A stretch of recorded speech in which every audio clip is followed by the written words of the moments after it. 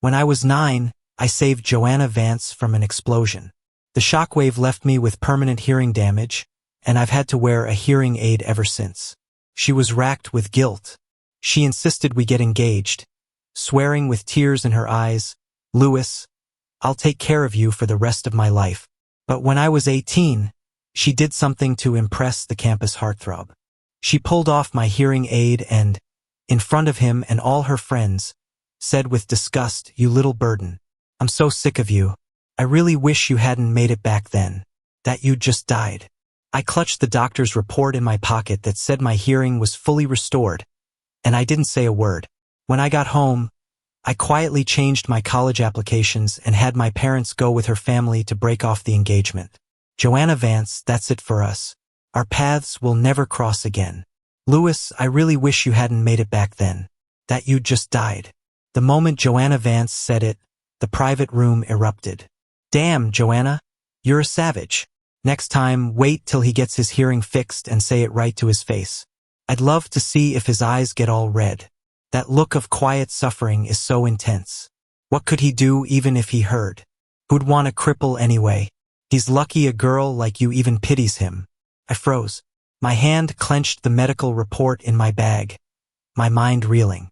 After the SATs, my parents took me out of state to see a specialist who fixed my hearing. I didn't need the hearing aid anymore. Today was my birthday party. I had planned to give Joanna a surprise. I was going to tell her my hearing was back to normal, that I wouldn't be a burden to her anymore. But instead of a surprise, I walked into a bloodbath of truth. Joanna's words were a knife twisting in my heart. The air rushed out of my lungs, and I couldn't breathe. My nails dug into my palms, the pain sharp and real. I bit my lip and looked up at her, wanting to ask why. But she didn't seem to notice me. She was fiddling with the white hearing aid in her hand, a casual, mocking smile on her face. "All right, that's enough. Louis saved my life when we were kids, after all. Watch what you say and don't let this get back to him." Everyone immediately got the message. Right, our lips are sealed. Man, Louis should be grateful. Being a deaf guy who gets to be with Joanna? Totally worth it. Another round of laughter filled the room. Okay, Joanna said. "Louis is more of a sensitive bookworm, not wild like me. He couldn't hang with you guys anyway. Let's not take it too far." Henry Scott walked over with a grin and made a grand announcement. "Joanna, you passed my test. Now I believe you don't actually like Louis. So, yeah, we can go on a date tomorrow." A soft smile touched Joanna's lips, her eyes overflowing with a tenderness so thick you could almost touch it. "'Kay," she murmured. I just stood there, my mind completely blank. The world seemed to stop. The jeers, the whoops, and the cheers of the crowd flooded my ears, eventually melting into a sharp, piercing ring. "Hey, what are you thinking about?" Lost in my thoughts, I didn't notice Joanna putting my hearing aid back on. A smile played on her lips. "Happy, you big goof?" I should have been. My 18th birthday party, a confession from the girl I liked, making it official in front of all our friends. It was like something out of a rom-com. But now, I opened my mouth and found my throat too dry to speak. The others jumped in, one after another. "Louis, while your hearing aid was out, Joanna was whispering the sappiest sweet nothings. It gave us all goosebumps. TSK, I wish I had a childhood sweetheart." "You lucky bastard," Henry said, draping an arm over Joanna's shoulder and playfully punching her arm. "What did you do in a past life to land a great guy like this?" I didn't say anything. My eyes scanned the faces of everyone in the room. They were either smiling with congratulations or giving me a thumbs up. Some were even joking about saving the date for the wedding. Not a single person's mask slipped. Their expressions were disturbingly natural. I suddenly remembered all the parties we'd been to this year, and how many times this had happened. Joanna would take off my hearing aid, her eyes soft, and say something I couldn't hear. Then she'd put it back on. And everyone would tell me she was whispering sweet nothings, making vows to never let me down. If I hadn't gotten my hearing fixed, if I hadn't heard the shards of glass hidden beneath her sweet words, the sheer ugliness of it all, I would have never known the truth. Henry suddenly exclaimed, "Whoa, He pulled his arm off Joanna's shoulder and gave me an over-the-top apology. Sorry, Louis. That's just how we are, like one of the guys. Don't get jealous. Joanna laughed it off. Oh, stop it. You're always so dramatic, not like a real man at all. Then, the two of them started chasing each other around the room as if no one else was there. Everyone acted like this was completely normal. I closed my eyes, turned to leave, but Henry, with his quick eyes, reached out and stopped me. His expression was full of disapproval. Everyone came here for your birthday party, to celebrate with you. You're just gonna walk out? Joanna reached up to ruffle my hair, her tone a soft, exasperated coaxing. You haven't even opened your presents yet. Don't throw a tantrum like a spoiled brat. Okay? I frowned, instinctively pulling away. Ignoring the sudden darkness in her eyes, I told her, enunciating every word, we're breaking up. Don't contact me again. Then I walked out of the room without looking back. On the way home, my phone blew up with messages. Joanna was confused. What's your problem now? Everyone went to all this trouble to celebrate with you and get you presents, and you just leave them hanging like that? Henry was just excited. He's a really open and friendly guy. He wasn't thinking. He took his arm off right away and even apologized to you. Didn't he? A few other friends started tagging me in the group chat. Louis, you're being a real asshole, you know that? Storming out for no reason? What did we ever do to you? Wow, no good deed goes unpunished. I almost had to laugh. I sent back a cold reply. Who's the real asshole here? Then I blocked each of them and left the class group chat. When I got home, I briefly explained what happened to my parents. I pressed my lips together, facing their concerned expressions. A wave of sharp, aching pain washed over me, and my voice cracked. I don't love her anymore, and I don't want to go to NYU with her. I don't want to be with her or get married. My mom hugged me tight. Sweetheart, it's not the end of the world. Mom and Dad will go with you tomorrow to break off the engagement. You can apply to any college you want. We support you. We've always got your back. My dad led me to the living room and placed the cake knife in my hand. We didn't get a chance to bring the cake over before you came back. It's perfect. The three of us can have a nice, quiet birthday celebration. 18 years ago, when you were born, I smiled so much my face hurt. Don't be sad, birthday boy. Come on, cut the cake and make a wish. Okay? I held back my sadness and, with my parents' blessings, I made a wish, blew out the candles, and finally managed to smile. Just as I was about to cut the cake, the doorbell rang. I composed myself and opened the door to find Joanna. She had followed me. A light rain had started to fall outside. Thunder rumbled, and flashes of lightning lit up the sky. Joanna was soaked to the bone, water dripping from her hair, but she didn't seem to care. She just smiled and held out a beautifully wrapped gift box. See? I picked this out just for you. Stop sulking. Everyone's still at the party waiting for you. And don't talk about breaking up again. Okay? Looking at the designer watch in the box, I felt a flicker of recognition. The watch band Henry was wearing today. It looked like it was from the same brand. I remained unmoved, not taking the gift. Joanna's arm hung awkwardly in the air. After a moment, she finally lowered her exhausted arm and asked with a hint of impatience, "What is wrong with you today? You were getting all misty-eyed when I asked you out, and now you just flip a switch? Louis, do you even remember how sweet and obedient you used to be?" A lump formed in my throat. I didn't even want to talk to her. I had been living in a beautiful dream, thinking she loved only me, that we would go to NYU together, eat together, live together, and after graduation we'd get engaged, married, and have kids. Today, that dream was brutally torn apart. I finally understood the truth. She didn't love me at all. To her, I was just the burden who had saved her life as a child, a ripple in the water that would quickly disappear. I took a deep breath and repeated calmly, "I'm not sulking. I'm serious about breaking up. Let's not contact each other again." But Joanna suddenly snapped. She threw the gift box on the ground, her eyes flashing with anger. "Louis, what the hell is your problem?" Her words were cut short. My mom stepped in front of me, frowning slightly. "Joanna, watch your tone. You're soaked. You should go home, take a hot shower, and get some rest. It's getting late, so we won't ask you to stay for dinner." My dad offered her a piece of cake with a polite, fixed smile. "Louis's already made his wish, and he doesn't need a gift. You can take this piece of cake with you. Get home safe. A young woman shouldn't be out this late by herself." Joanna stood there stunned for a long moment, and I think I knew why. Whenever she'd come over in the past, my parents had always been warm and welcoming. They had never once not let her in. She couldn't understand why their attitude was so different today, and she opened her mouth to say something, but couldn't find the words. The door slammed shut in her face with a sharp crack, leaving her standing there, completely shut out. I didn't have much of an appetite. I ate a couple of bites of cake and went to my room to get ready for bed. My mom was worried. She sat on the edge of my bed and asked, "Louis, are you really sure about this?" My dad and I didn't talk much about our feelings, but my mom knew me better than anyone.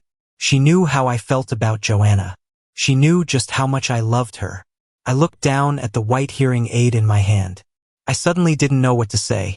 I just couldn't believe how much a person could change. When we were kids, after moving into this upscale neighborhood, I used to follow Joanna around everywhere, calling her big sister. Our families were close and did business together.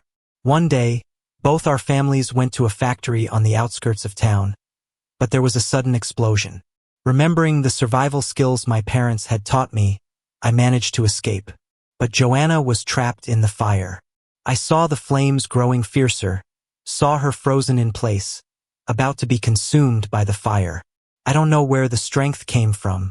Before anyone could react, I rushed back in and dragged Joanna out. We were almost clear.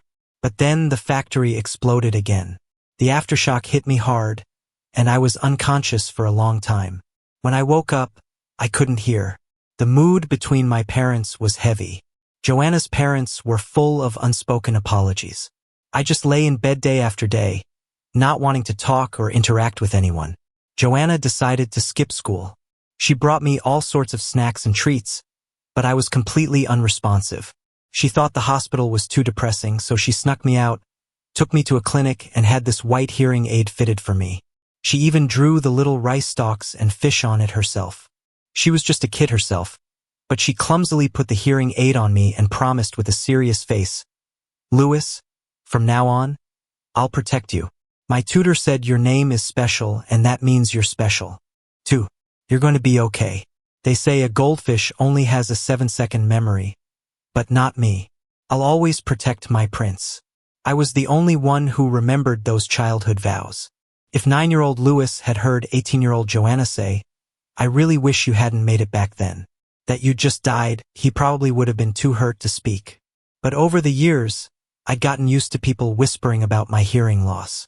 I calmly accepted that Joanna's feelings had changed. People grow up. I saved her life, and her family, the Vances, wanted to make it up to me. Over the years, they had given our company business deals at nearly a 50% discount, which was a very sincere gesture. When it came down to it, we didn't owe each other anything anymore. And I firmly believe that I am a living, breathing person, not an accessory to someone else. I don't need to depend on anyone to live my life.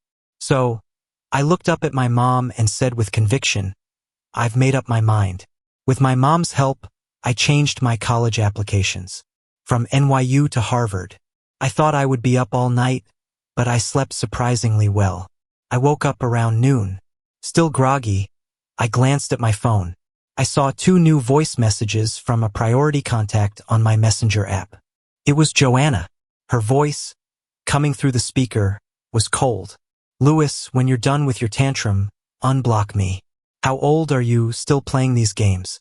Henry felt so guilty about you leaving yesterday. He said he didn't know how to make it up to you and even went up to the roof and threatened to jump.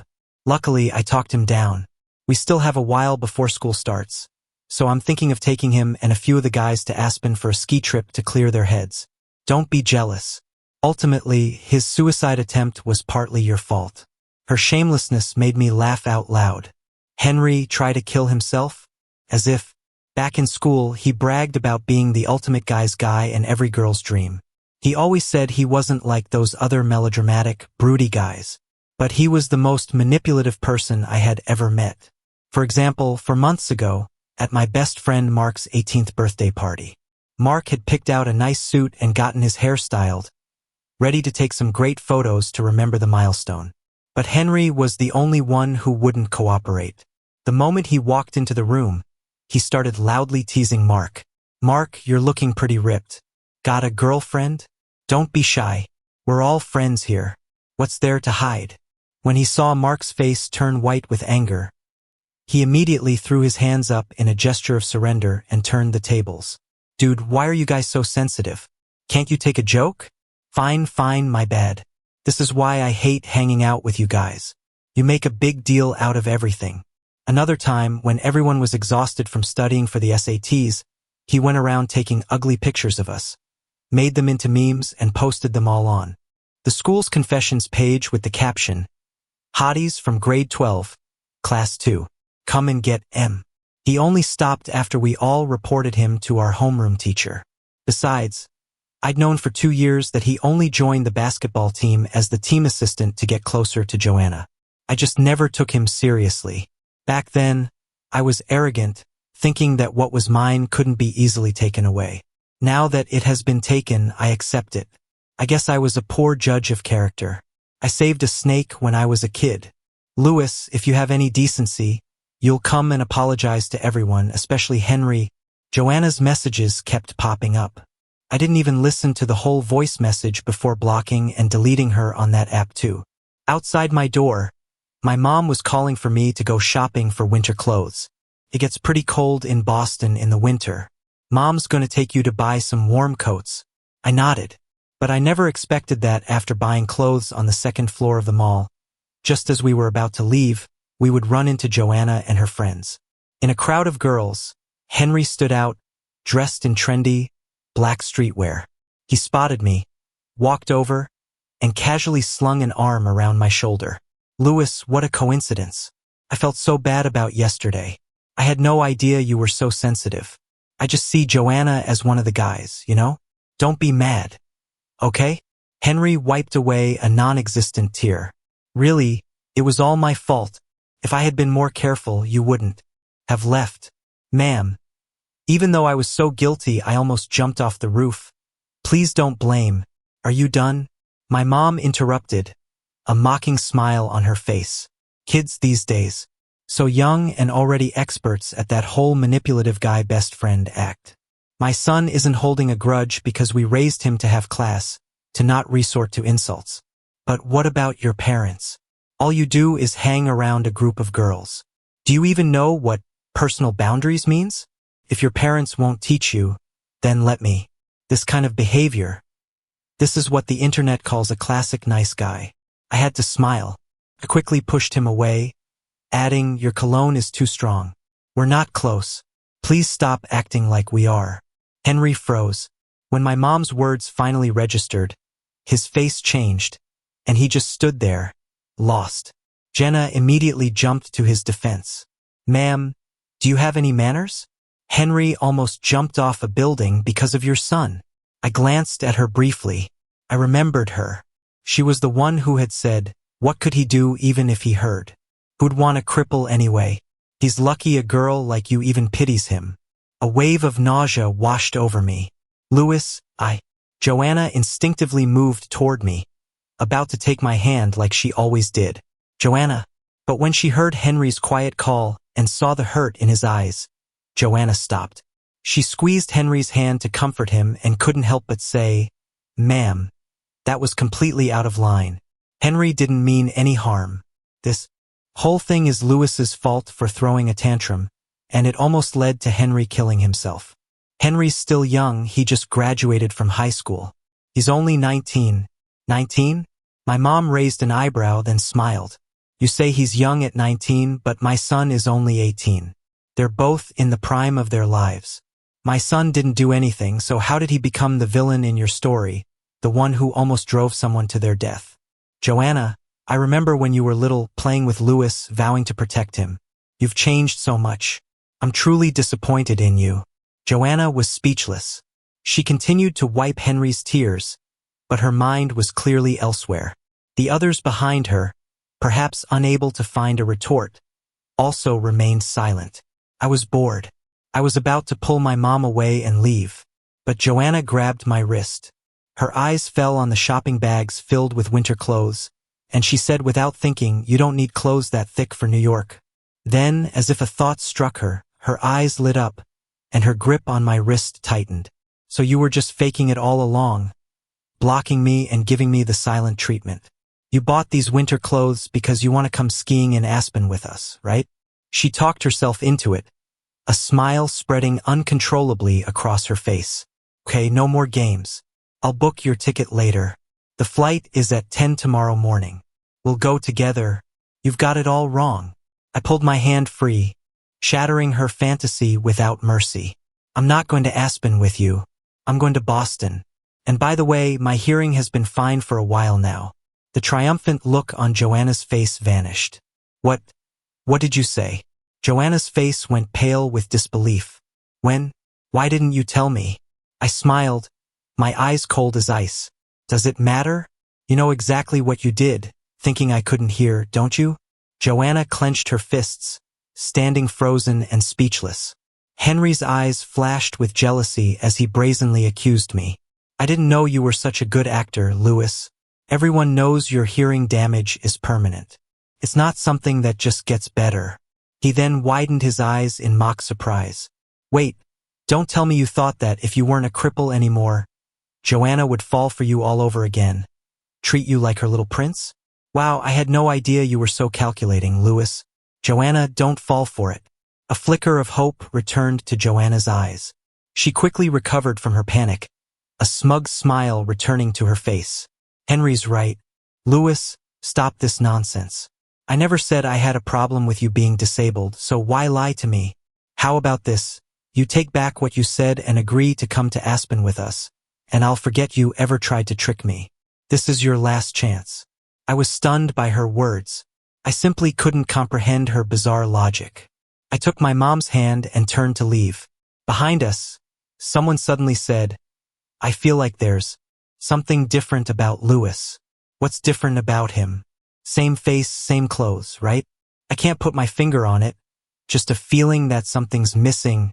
Henry replied in a whiny, hurt tone, "Lewis has always been arrogant. You're probably just imagining things." The person scratched their head and said, "Yeah, maybe I was just seeing things." The next day, Joanna used Henry's phone to call me repeatedly. I didn't answer a single one. With her flight's boarding time approaching and still a long drive to the airport, Joanna had no choice but to get in the car with her friends. But she couldn't resist sending one last text. "Lewis, you need to be taught a lesson." As she boarded her plane, my parents and I were sitting in the Vance family's living room. Joanna's mother held my hand, complimenting me endlessly. "Lewis, you're getting more handsome every day. I heard from your parents that your estimated score on the college entrance exams is over 600. What a good kid. I'm just waiting for you to marry into the family and finally tame that wild daughter of mine." Listening to the flood of compliments, I sat on the sofa, finding it difficult to bring up the reason for our visit. I didn't know how to start talking about breaking off the engagement. After all, over the years, Mr. and Mrs. Vance had been very good to me. They always sent birthday gifts in advance. We ate New Year's Eve dinner together as two families, and the red envelope they gave me was always the biggest. After some pleasantries, I finally stated our purpose. "Uncle, Auntie, I came here with my parents today to officially call off the engagement that was arranged when I was 9. Mrs. Vance was shocked and rushed to pull me aside. "Lewis, did Joanna do something to upset you? You tell me, and I'll punish her for you. That girl is always getting into trouble, always making you angry." I shook my head, my tone calm. "She already likes someone else. And I've realized that my feelings for Joanna aren't romantic love. Besides, Uncle, Auntie, marriage is about freedom of choice now. We should just consider that old agreement void." Mrs. Vance's expression turned grim. Just as she was about to say something, Mr. Vance cut her off. "Lewis, where's your hearing aid?" At the mention of this, my parents' faces lit up. "He got it treated out of state. His hearing is back to normal now." Mrs. Vance was overjoyed but still wouldn't give up. Louis, why don't you wait for Joanna to come back and discuss it? She has a right to know. You used to follow her around everywhere when you were kids, and you even saved her life. How can you say those feelings are just gone? I looked down at the tea on the coffee table, the surface rippling slightly. Finally, my resolve hardened. Auntie, neither of us loves the other. Let's not torture each other anymore. Mr. Vance sighed, clearly seeing that our family had made up our minds. He stopped his wife's attempts to persuade me and ordered the housekeeper to bring the marriage certificates. Watching the 2 certificates being torn up, burned, and turned to ash, I finally breathed a sigh of relief. I asked them, Auntie, I hope you can keep this private for now. We can let it be known slowly over time. They both agreed. But that night, I got a call from Joanna. I instinctively thought she had found out about the engagement being called off. Instead, she said with a sigh, "How could you mess up your college application? You're so clumsy. If I hadn't been paying attention, you would have ended up in Boston. Louis, I've already changed your application back. Henry is also going to NYU. His family isn't well off, they can't even afford the tuition. As his classmate, we should help him out." A hot summer night breeze blew past. I felt a sudden chill, my heart sinking to the bottom of my stomach. She changed my application? Of course. I had always been an open book to Joanna. She knew my likes, my hobbies, and of course, she could recite my phone number and ID number from memory. So, just as the application period was about to close, she had the foresight to check. And then she changed my college choice. I didn't even have time to tell her that changing someone else's college application is illegal. I hung up in a hurry, looked at my phone, and saw the time was 11:58 p.m., just before the deadline. Fortunately, I had my exam ID and personal ID numbers memorized. With the fastest fingers I'd ever had, I managed to change my choice back to Harvard just before the clock struck midnight. Seeing the result confirmed, I finally let out a breath. I was about to message my friend Mark to tell him we'd be going to the same school, but a notification popped up on my social feed. I clicked on it and saw a post from Henry, showing off. The pictures were of him and the girls from the mall, skiing and soaking in a hot spring together. The caption read, "To friends, to my love, to youth, to our best years." The funniest part was that he had tagged me. This was a blatant provocation, wasn't it? I curled my lip, opened my chat with him, and sent a screenshot from a video. "Open your eyes and look at this. I suggest you back off, or I can't guarantee what I'll do." In the chat window, the Henry is typing. Notification appeared and disappeared. But after waiting for a long time, I never received a message from him. When I checked his social feed again, I found he had deleted the post. The stress of studying for the SATs had been intense. Now that it was over, I met up with Mark and we took a road trip through the Southwest, stopping here and there in a few states. Whenever I got a message or call from Joanna, I immediately hung up or deleted it. She interpreted my silence as jealousy. "How long are you going to be mad? Isn't it enough? If you don't reply, I swear I'll take Henry abroad." I ignored her completely. Silence was my only response, followed by blocking and deleting. When it was almost time for school to start, I flew directly to Boston. Meanwhile, Joanna nervously knocked on my front door. In her hands were 2 small, hand-knitted dolls, one blue, one pink, her idea of us. She was already imagining my delighted face when I saw them and could hardly wait. But when the door opened, the person she expected to see wasn't there. She asked reflexively, "Uncle, Auntie, is Louis home? I haven't seen him all summer, so I brought him a gift. And since school's about to start, I thought we could go together." My mom's face was calm as she said flatly, "I forgot to tell you, Joanna. Louis is already at school. He's moved in. You don't need to go with him." Joanna was taken aback but quickly assumed I was still angry. She was about to turn and leave when my dad called her back, offering a vague piece of advice. "Joanna, some things, once they're gone for good. Once school starts, the Keller's company will be very busy. Your aunt and I won't have time for guests. I hope you won't bother us again." Joanna left, confused, and headed home to pack. When she opened her door, she found her parents sitting stiffly on the living room sofa, their faces grim. She was even more bewildered. She said hello and was about to go to her room when her dad stopped her. From now on, don't go to the Keller's house anymore. Louis has gone to college out of state. The engagement was called off over a month ago. From now on, you two are just childhood friends, nothing more. Joanna frowned and said, reflexively, how is that possible? Mom, Dad, are you joking with me? But when she looked up and saw her parents' cold expressions, she slowly began to realize it was true. Mrs. Vance sighed, a look of disappointment on her face. Now that Louis's hearing is fixed, his last flaw is gone. If he wants to get married, there's a long line of girls for him to choose from. Why would he still be interested in our family? Honey, why did you stop me back then? Louis is a soft-hearted kid. If I had just brought up the past and played the pity card, he might not have broken it off. Mr. Vance was impatient. You think a few words would have helped? The Keller's company has surpassed ours for years now. Louis might be easy to fool, but his parents are like wolves protecting their cub. You think I wanted to break off the engagement? I was worried about our company. Listening to them, Joanna was completely stunned. She was silent for a long time before asking, when did his hearing get better? Though confused by her sudden question, her father answered, Old man Keller said they took him for surgery right after the exams. It's probably been a while. You and your mom were away visiting our ancestors' graves then. So Louis probably didn't get a chance to tell you. Joanna's mind flashed back to my birthday party. She remembered taking off my hearing aid and the words she had said to me. You little burden. I'm so sick of you. I really wish you hadn't made it back then. That you'd just died. And she remembered what Henry had said when he agreed to their date. Joanna, you passed my test. Now I believe you don't actually like Louis. So, yeah, we can go on a date tomorrow. Every word was like a needle piercing her lungs, a sharp, cold pain. Joanna's vision went dark, and she suddenly remembered that day at the mall.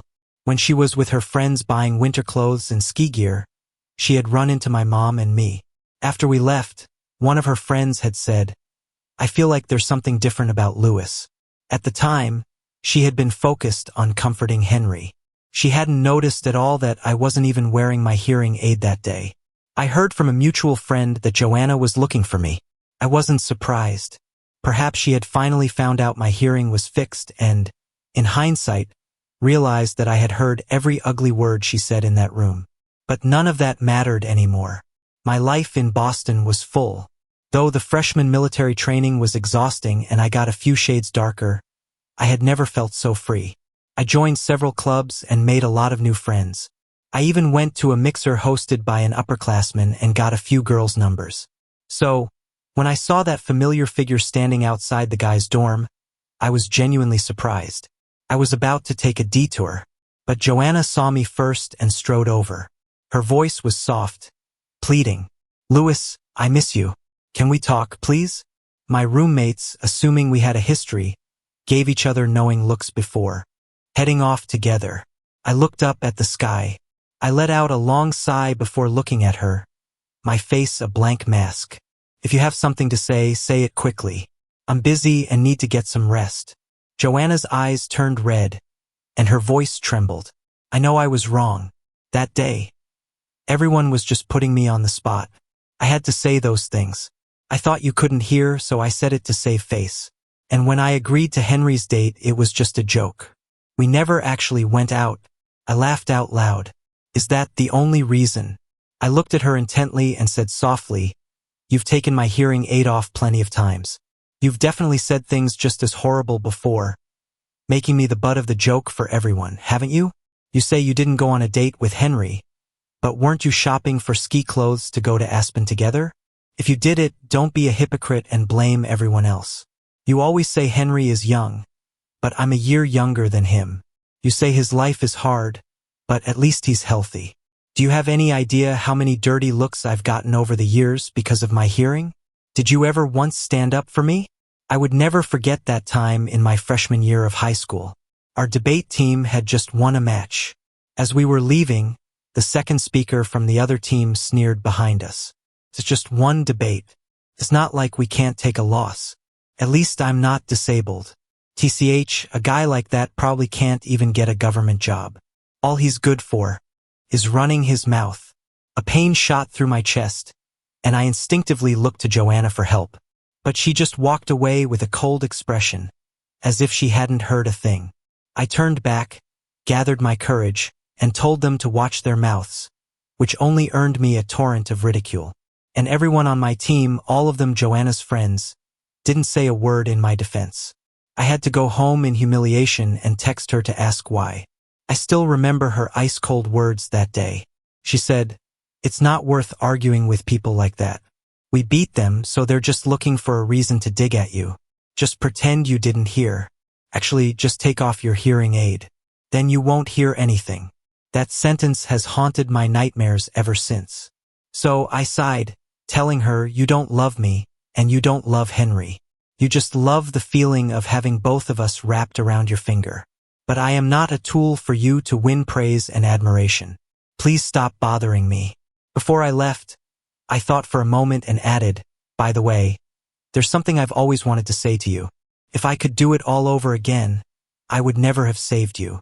Joanna, I'd rather have let you burn to death. You were never worth it."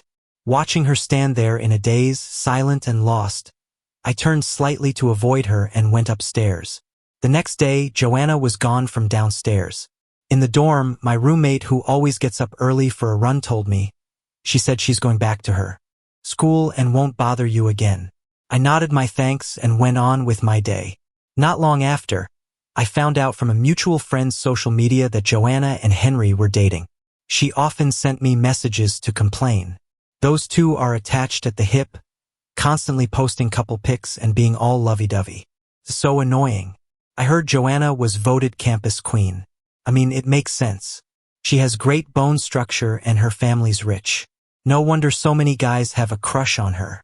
I heard Henry is getting a lot of hate for it. By the way, Lewis, how have you been? She was clearly, but not so subtly, trying to get information about me. But I was genuinely busy. I had classes, club activities, and I needed to bond with my roommates. So, every time I chatted with her, my answers were brief and non-committal. But soon, this mutual friend messaged me again with news. Joanna and Henry broke up. I was quite surprised. That was incredibly fast. I listened to the voice messages she sent and learned what happened. In his second month of college, Henry went to Joanna in tears, claiming his ex-girlfriend, Sarah, was pregnant with his child. Joanna initially wanted nothing to do with it, but Henry wouldn't let it go, so she gave him some money to handle it. But Henry wasn't satisfied. "Aren't you worried about her? What if this abortion makes it so she can never have kids again?" Joanna said impatiently, "Do you really think this is some kind of novel? Just deal with it and don't make me get involved." During the argument, Henry claimed that Joanna's heartlessness had made his ex-girlfriend so upset that she fell down the stairs and had a miscarriage. At the hospital, he yelled, "Joanna, you're a venomous snake. You killed my child." It was Joanna's mother, who had rushed over, who had the foresight to hire someone to investigate. They discovered that Henry and his ex-girlfriend, Sarah, already had a son named Zach. There was no recent pregnancy. It was all a scam Henry had set up to get money and sympathy.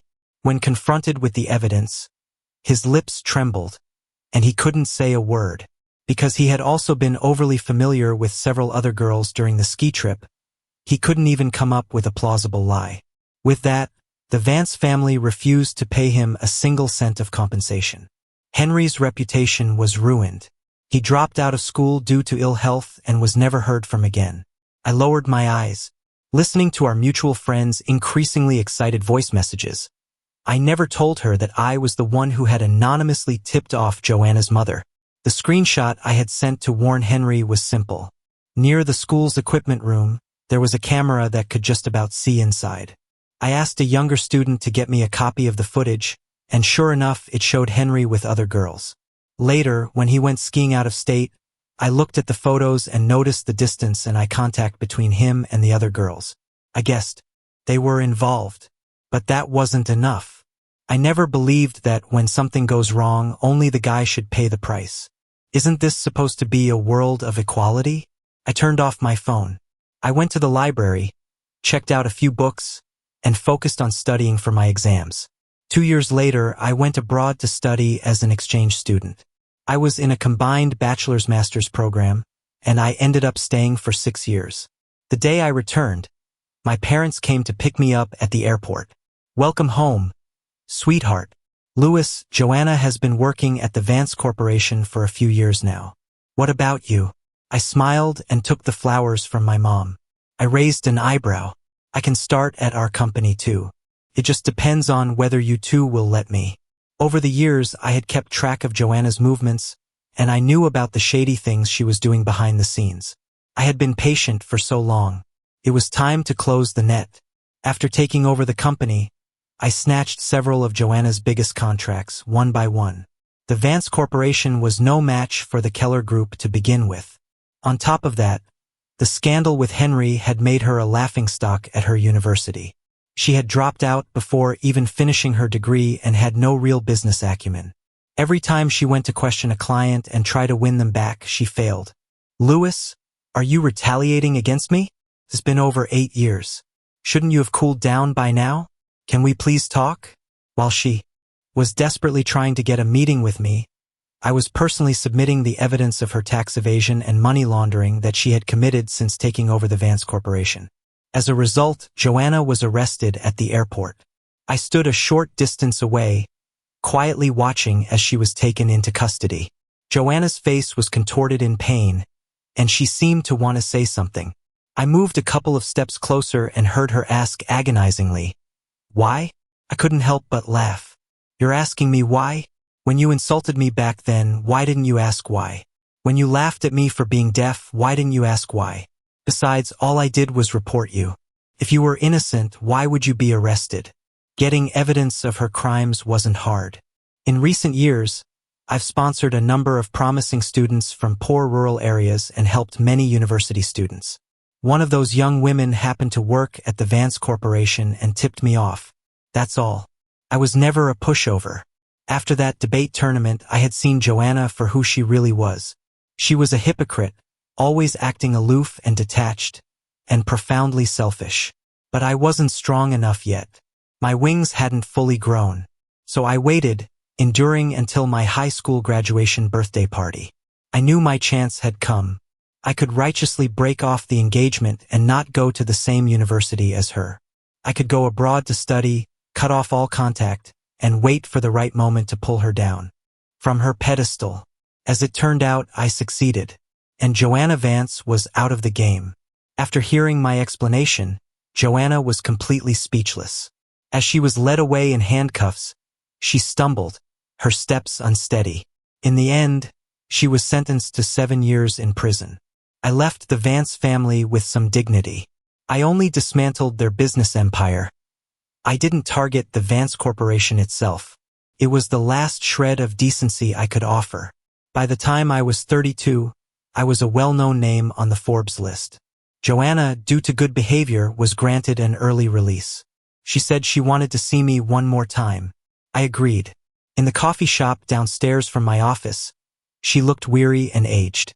She hesitated before asking if there were a next life, and I hadn't said those things. Could we have had a chance to be together? I took a sip of my latte. Then I told her, my face devoid of expression, a person's true nature is baked into their bones. It's bound to come out sooner or later. Asking these questions is pointless. Joanna gave a bitter smile, rubbed her face roughly, and left. Not long after, the Vance Corporation filed for bankruptcy. On the way back to her hometown with her parents, Joanna was in a car accident. Karma, perhaps. She suffered a head injury that left her deaf. Her left leg was also permanently damaged, leaving her partially disabled. Her parents were fine, just some concussions that would heal with rest. According to someone at the hospital that day, Joanna just lay in her hospital bed, crying and laughing, muttering over and over, "It's karma. She must have lost her mind."